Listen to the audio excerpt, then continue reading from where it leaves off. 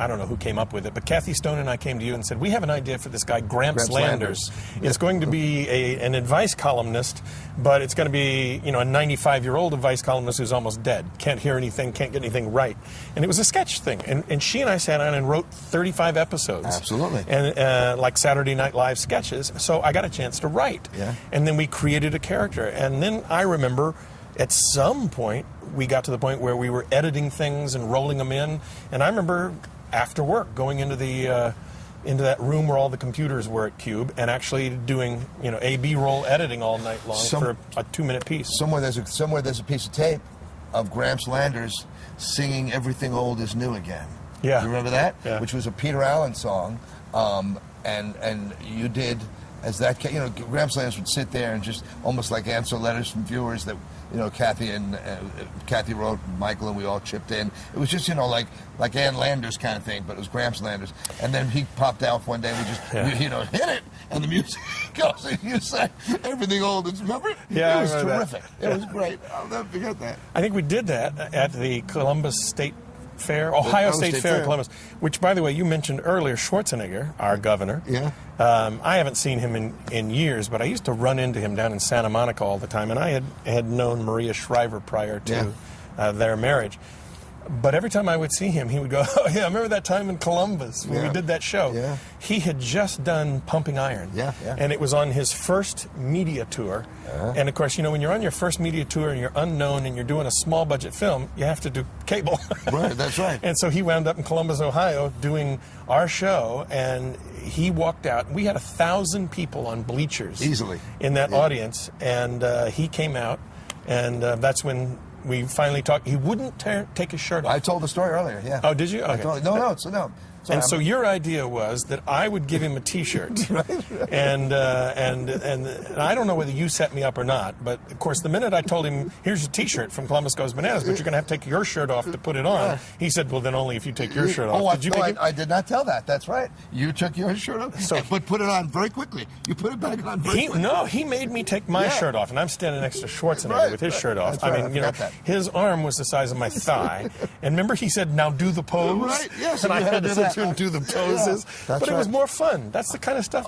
And then we should talk about Todd Rundgren, because the great part about Todd Rundgren, which I don't think anybody really knew then, I certainly didn't know, is that Todd Rundgren was a computer nut. I mean, everybody knew him as a big rock and roll guy, but he had a tremendous interest in QUBE and somehow caught Bananaz, somehow watched it, and we got a call that Todd Rundgren wants to come and do Bananaz. And, you know, we thought, well, that's not true. Why would Todd Rundgren want to come and do Bananaz? And we were on it. We were going to be at the Ohio State Fair. And I remember we went to QUBE and said, "Can we do this?" And we got money, and they flew in, and we did this live. You know what I remember about it? Go ahead. And I've told this story to the people who work for me, because I have all these young people who work with me, and of course I'm telling these stories, and now I realize they're all going, "God, that old fart's telling stories." But 30 years ago, who cares? Yeah. But I tell them anyway. Yeah. I pay them; they have to listen. Yeah, they gotta listen. Okay, so here, Todd Rundgren shows up. It's the first time I'd ever been around a rock star. Yeah. I never saw so many speakers, so many wires, so many boards. You know, the mixing boards were, you know, two 24-track boards, and that was amazing. And I saw all of this equipment, and then he had a 10-inch television that he set on top of the mixing board backstage. I know exactly what you're going to say, yeah. And the guy who was mixing Todd Rundgren's audio for the band did it for that. Listened to the speaker, the 3-inch speaker, on a 10-inch television. And I thought, what the hell are you doing that for? Because he had all the huge speaker banks, and he, you know, tested everything and did his sound checks with it. He says, well, everybody at home is going to be listening with a crappy little 3-inch speaker. So I'm mixing the concert to a 3-inch speaker. And I remember thinking, God, this guy is a genius. Well, what's amazing about that is I remember when you saw it, and then you grabbed me. You still have a 3-inch speaker on your TV, right? No. You grabbed me and said, "You got to come see this." Yeah. You know, I mean, that was the way we all worked. If we saw something that was cool, I'd bring you, or you would bring me, or you'd bring the rest of the staff. And I remember vividly when you started to be thinking, I wonder if anybody else thought of that. I mean, that was so... And to me, it was like, why do you bring all this equipment in if you're going to listen to the concert on a 3-inch thing? It's because he knew that's how everybody else was going to. And we beat The Tonight Show. We beat The Tonight Show that night. In Columbus, Ohio? Columbus, Ohio. Yes, we did. Our rating with Todd Rundgren beat The Tonight Show, and you and I just were so happy with each other. Well, you know, because we went from this little studio in the mall, and all of a sudden we had these, 1,000 people sitting in the bleachers, and we had Todd Rundgren, and it was like, what? How did this happen? How did this all happen? I'm sure you've told the story about, because I remember when I took the job, one of the things that I was really excited about, and it was Mickey Kapp from Warner Records or something, saying, we're going to bring all of these recording stars out to Columbus, Ohio, and we're going to premiere them on your show. Did I say Mickey Kapp, or it's Mickey Katz? I forget. It's Kapp. C-A-K-A-P-P. Okay, Kapp. Okay. Anyway, I said it wrong before that. Anyway, I think it was Mickey Kapp was his name. But Yeah, anyway, no, I think you're he right. was going to bring all these Warner Brothers recording artists to Columbus, Ohio, where they would, we would get them first before they went out on tour, and that never happened. No. There was Palmer and somebody. No, who were the two guys? Yeah. There were two guys that showed up. With a little piano? Yeah, one of them had a little piano, one of them had a guitar, and they hit on the intern that I was hitting on, so I was pissed. And they did better than I did. Who it was. I'll think of it. Smoke from a Distant Fire. That was their song. Yeah, right. What's their name? Yeah. Smoke from a Distant Fire. Yeah. They were hot. I I mean, remember, they had one hit. Yeah, Maybe they were a one-hit wonder. It sounded nothing like the record because, Yeah.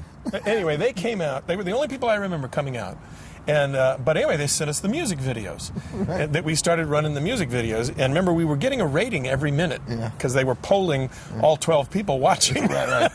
And the ratings would go up during those music videos, and so eventually they said play more music videos, and then remember they said, hey, we're going to set up a channel that's nothing but music videos. Right, yeah. And just as I was leaving QUBE, that's when they said we're going to do this whole channel. You want to be one of the VJs. Jeff Bolton, I think, left QUBE and went there to be one of the original directors. Jeff Bolton was our director on Bananaz. Yes, well, of course. And he was one of the original directors for MTV who did the VJs. But remember, they asked me not to go to Columbus.